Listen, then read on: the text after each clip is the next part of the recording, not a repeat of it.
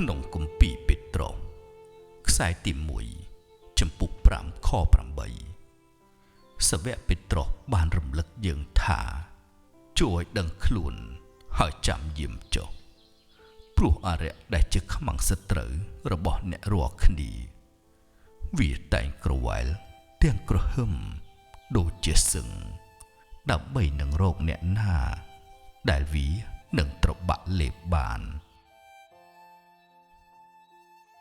ជួយដឹងខ្លួនហើយចាំយាមចុះនេះគឺជាការដាស់សតិស្មារតីដែលសាវកពេត្រុសបានក្រើនរំលឹកដល់គ្រីស្ទានគ្រប់រូប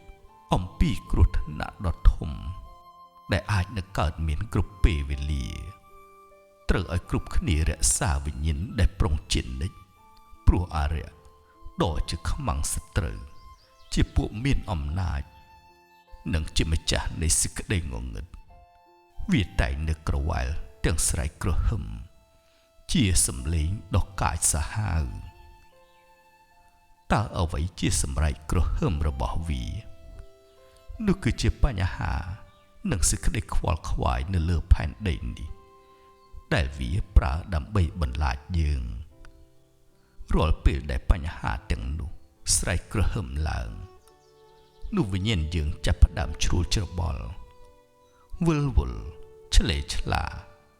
ដូចជាកូនជៀមដែលភ័យស្លុតពេលឮសម្រែកក្រហឹមនៃសឹងហើយភាពឆ្លេឆ្លារបស់យើងនោះឯងដែលនឹងធ្វើឲ្យយើងរត់ចេញឆ្ងាយពីហ្វូងនិងឆ្ងាយពីអ្នកគង្វាលពេលនោះហើយគឺជាឱកាសដែលវាអាចត្របាក់លេបយើងបានតើដឹងទេថាជៀមដែលមានសុវត្ថិភាពបំផុតមិនមែនជាជៀមដែលធំហើយខ្លាំងនោះទេតែគឺជាជៀមដែលនៅជិតនឹងអ្នកគង្វាលបំផុតដូចនេះចូលឲ្យព្រលឹងយើងបានដឹងខ្លួនហើយចាំយាមជានិច្ចនៅក្នុងទំនាក់ទំនងយ៉ាងជិតស្និទ្ធជាមួយនឹងព្រះយេស៊ូវដែលជាអ្នកគង្វាលដ៏ល្អដល់ព្រលឹងយើងនោះយើងនឹងមិនភ័យខ្លាច